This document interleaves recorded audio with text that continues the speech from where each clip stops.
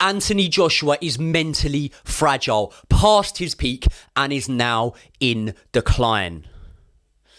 Not my words, before you shoot the messenger. They are the words of his next opponent, Otto Wallin. Right, Anthony Joshua is back. He is preparing to face off against former sparring partner and old amateur rival, Otto Wallin, on December 23rd, live from Saudi Arabia. This will be AJ's third fight since losing his rematch with Alexander Usyk. And all things going well in this fight, it should put him in a position to challenge for the IBF world title next year, where he will more than likely face off against Filip Hrgovic. But as boxing teaches us time and time again, the fighting footpath is really not a smooth one. And the man across the ring from him in Otto Wallin is a lot more dangerous than I think people are realising. Right, people, what's happening? And welcome back to the Joey Knight Boxing channel. This is now my second upload and I'm working very hard on getting this sort of content banged out for you lot. So if you like the content and you want to see more from myself, you know what to do. Hit the like button, hit the subscribe button, and also click that bell so that you get a notification every single time I drop a video. Let's get into it. So the day of reckoning card is nearly upon us, as on Saturday the 23rd of December we will see a monster heavyweight showdown put on by my friend and big watcher of the channel, His Excellency. And although had we have had the opportunity to do so, we might have swapped one or two of the opponents, like swapping Wallin for Wilder, we really can't complain too much, can we? It's a really good heavyweight card, and it's a heavyweight card that leads to a potential AJ versus Wilder showdown. However, we can't skirt around the fact that both AJ and Wilder are in seriously dangerous fights. And although Deontay Wilder takes on a man who's 7 years younger than himself, has both quick hands and quick feet, and has been a hell of a lot more active than Deontay Wilder, I actually think that Wilder's fight against Parker is way more of a foregone conclusion than AJ's against Wallin, because Otto Wallin has nowhere near the same amount of miles on the clock as Joseph Parker does. Otto Wallin, for my money, probably has more self-belief at this stage in his career than Joseph Parker does.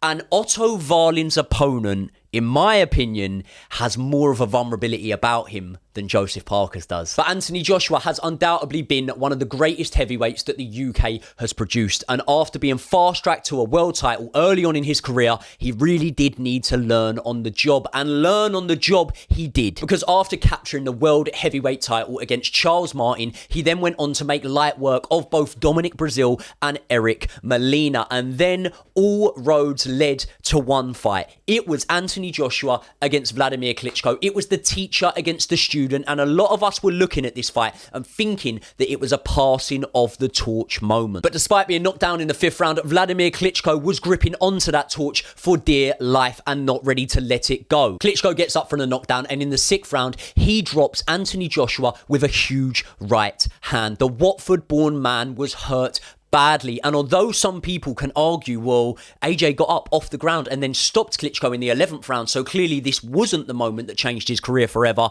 I would beg to differ. Because here's how I see it. Once that right hand landed on the button from Vladimir Klitschko, the air of invincibility that surrounded AJ in fights gone by had now disappeared. Anthony Joshua had now found out that he could be hit and he could be hurt. And although he would have gained a massive amount of confidence from the fact that he did get up, weather the storm, when a few people did sort of think that Klitschko could have done better to have put his foot on the gas and tried to get Joshua out there a little bit better. But at the same time, AJ would have grown in confidence massively from that 11th round. But the seed, in my opinion, had been laid in Anthony Joshua's mind. However, I do think he probably would have combated that by saying, yeah, okay, Vladimir Klitschko dropped me, but Vladimir Klitschko's dropped plenty of people, and this man ruled the heavyweight division for over a decade. That doesn't mean that any of the other contenders can drop me. And despite a fairly tentative affair with Joseph Parker, which went the distance, for the most part, I still do believe that we were seeing a lot of glimpses of the old AJ following that Klitschko fight. In his performances against Carlos Takam and Alexander Povetkin, he still showed that he was a powerful puncher, willing to exchange and put it all on the line. But then came the first defeat in AJ's career, where he lost to a huge underdog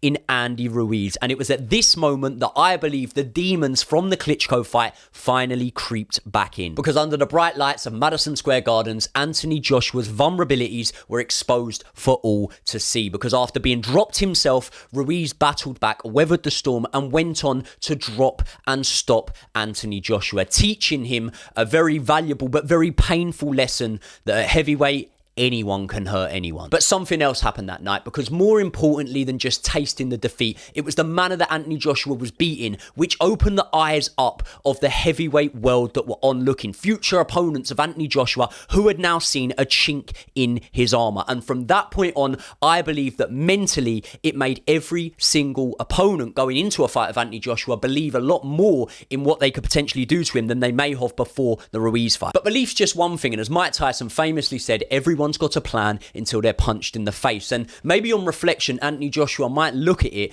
and wish that he had carried on with his old style, because although there would have been times when he would have been getting clipped on the chin here and there, I actually think that he would have been a lot more successful and in a lot more entertaining fights to this point right now. But AJ instead didn't continue with the style that had served him so well on his come up, and instead morphed in to Joshua 2.0. And in my opinion, for what it's worth, this style doesn't really suit AJ all that well. Look, no matter what he did, he was never going to beat Usyk. Although Usyk was a smaller man, we've now seen 24 rounds between them, and we pretty much know the score in that one. However, I really don't think that his new style that he's sort of boxing with, a little bit more long, a little bit more tentative, and not throwing as many shots or risking engaging in battle, is serving him all that well. And his last two outings have really been lackluster, to say the least, because I think that the old AJ gets Jermaine Franklin out of there, and I actually think he gets Robert Helenius out there within a round or two. But maybe, just maybe, that old style would have left AJ a lot more open and a lot more vulnerable to be clipped on the chin. And when you're going up in level, fighting world level guys, not to say Franklin and Robert Helenius are, but when you're going up in those levels, it's small margins that you can't really leave any room for error. So ultimately, we'll never know. And I do understand AJ's style change. He spent time out in Austria in the Klitschko camp, and he would have learned a lot from Vladimir Klitschko, seeing how he came back after defeats early on in his career and reformed his style, and all of a sudden came a lot less gun-ho and a lot more of a technical stand-up upright boxer. But Vladimir Klitschko had a lot more experience than Anthony Joshua. Vladimir Klitschko started combat from pretty much the second he could walk. Vladimir Klitschko had also way more athletic ability than Anthony Joshua and was more of an athlete just in general. And for that reason, the adaptation to this new boxing style would have always suited Vladimir Klitschko way more than it was ever going to suit Anthony Joshua. I just think that sometimes the best form of defense is offense, and sometimes the best way to limit your opponent's output is making them too scared to throw. We look at Charles Martin early on when he fought Anthony Joshua. As soon as he was throwing, Anthony Joshua was countering him at every opportunity, and that would have definitely made Charles Martin a lot more tentative to let shots go and try and work the gas tank of Anthony Joshua. But the hesitancy that AJ boxed both Jermaine Franklin and Robert Helenius with, combined with the fact that there's now an air of vulnerability around Joshua, is only going to give more opponents more confidence going forward. But there's an elephant in the room here, isn't there? Because those two fights were the first two under his new trainer, Derek James. And anyone that knows their boxing knows that it will take a couple of fights normally to adapt to the new training methods and before we can see the best from your new training setup. So in this fight, the third one in, surely now we're going to see the best from AJ. No, he's fucked Derek James off and he's now being trained by Ben Davison. Now that's a whole moral dilemma can of worms in itself, isn't it? Because as we know, Ben Davison was the man who helped Tyson Fury come out of depression and retirement and get back to the top of the heavyweight division. And bearing in mind that now Ben Davison could be training Anthony Joshua somewhere down the line to face off against Tyson Fury, not really sure how that one sits with me, but that is something I want to cover in another video for you lot. Now, I really rate Ben Davison as a coach because I think despite his age, his knowledge and his reading of the game is second to none. And the proof's in the pudding. How many times have we seen Ben Davison train guys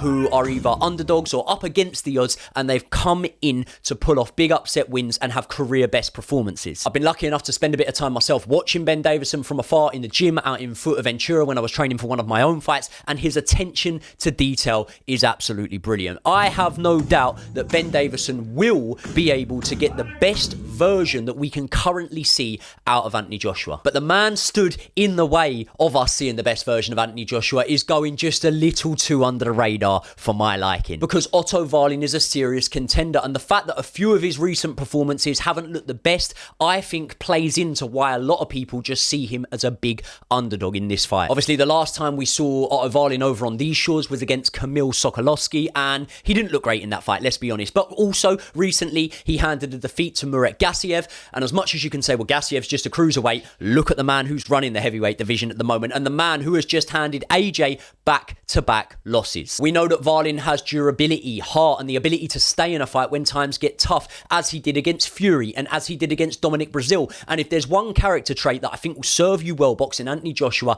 it is that ability to stay in a fight and weather the storm. Not only that, but Otto Wallin showed in his fight with Tyson Fury that he can get down and dirty. He was constantly trying to open up that cut of Tyson Fury's rather than being overruled by the occasion or the profile fighter that he was in there with. And again, I think that ability to make a fight dirty is going to benefit him here. And although he hasn't looked amazing in his last few fights, let's be honest, he hasn't been bad. And now some of you may point to the fact that AJ has already beaten Otto Wallin twice as an amateur. But to that, I would say that, Dillian Whyte beat AJ as an amateur and then AJ stopped him in the pro ranks. A lot of people right now would be making Zhilei Zhang a favourite against AJ if those two guys were to face off because of the ascendancy we perceive Zhilei Zhang being in comparison to where we see AJ being at the moment. But let's not forget the London 2012 Olympics, these two guys faced off and AJ won that fight. So a couple of amateur bouts that happened well over a decade ago don't really concern me too much. My main concern would be the fact that these guys have sparred before, and what that would tell me is that Otto Wallin has obviously experienced a lot of AJ's power, a lot of his boxing ability, and is still confident to take this fight. Now, you may think that, okay, well, it's a career best payday for Otto Wallin, so of course he's going to take it, but actually, I spoke about those IBF rankings. If you look at the IBF rankings, Otto Wallin is positioned higher than Anthony Joshua at the moment, which means if once the belts get fragmented and stripped from the winner of Fury against Usyk and the IBF becomes available, the number one contender, Filip Hrgović, should realistically be told to start negotiations with the next highest ranked heavyweight, which is Otto Wallin. There's a lot of if, buts and maybes here, but if Otto Wallin was to then go and beat Hrgović, he would enter the negotiation tables for the AJ fight in a much stronger position. So I would suspect that Wallin has probably seen and experienced enough of AJ in sparring to believe that he will get the better of him. But does that mean that Otto Wallin will get the better of Anthony Joshua? No, it doesn't. Having that belief is half the battle, and let's not pretend that that is his only attribute. And the fact that Otto Wallin is a southpaw is definitely, again, something that's going to go in his favour. AJ's only ever fought two southpaws in his career, and although you might look at it and say, well, Otto Wallin can't do what Usyk can do, I'd argue that Otto Wallin doesn't really need to emulate what Usyk can do in order to beat AJ. Wallin has a massively underrated jab, and I think that if he can use this to effect, he can then nullify what AJ does at range, forcing AJ to push in close and become a little bit more open when trying to close Wallin down. But unlike some of AJ's previous opponents, Wallin very rarely will just stand in front of someone. He's often hooking or jabbing and moving off and trying to create the angle. And although I realise that he's not as fleet-footed as Usyk and won't be able to do it to the ability Usyk can, I do think that going on the Usyk performance, we could see this give AJ problems. Now, Wallin's a much bigger man than Usyk, and he is going to have slower feet, which means for AJ, he's going to have a slower and less mobile target to aim at, and this could well go in his favour. But Wallin does have some attributes that Usyk doesn't. He's probably got harder punch power, and I think he's definitely got the ability to stay on the inside with AJ a little bit more and really lean his weight on him and wear AJ down. Now, I do think that because of what we've seen from AJ in the past, you'd have to make him a slight favourite in this fight, but I don't think it's as much of a foregone conclusion as people are thinking. The bookmakers have Otto Wallin as a 3.5 to 1 underdog, and I do think they're at risk of having to pay out quite a lot of money on the morning of Christmas Eve, because I think an upset could very much be on the cards in this fight. When we thought we were going to see AJ against Fury or Wilder, he ended up losing, surprisingly some would say, to Andy Ruiz. When Dillian Whyte was in line for a title shot for God knows how many years against Deontay Wilder, he ends up losing to Alex Povetkin. I remember when David Haye came back from retirement and he was looking like he was going towards a mega showdown at Wembley against Anthony Joshua. Tony Bellew had other plans and stopped him. And although boxing history is littered with many more examples than this, I'm just using more recent ones at heavyweight I can think of to show you that not everything goes to plan. Now, to finish it off, I will say that there's nothing more that I would love to see than AJ get back to winning ways. Get back to the old AJ, go in there, bash Wallin up, blast him out of there, get on the microphone and call out Wilder so that we can see that fight early on next year, probably in Saudi Arabia. But I do think that I needed to take this time to just educate some of you on the man that AJ's in the ring with, because this guy is a serious dog in this fight, and I do believe that the upset could be on the cards. However, I am backing AJ to win this one. If I had to give a prediction, I am going to go AJ over a unanimous 12-round points decision. Guys, I want to know what you lot think. Please do me a massive favour. Give me your fight predictions in the comments to this video. Let me know what style you want to see AJ boxing in this fight. I think 99% of you are going to pick the old explosive AJ style, but let me know your thoughts. If you've made it to the end of this video, I was clearly doing something right, so please hit the subscribe button, smash the like, and I will see you all in the next one.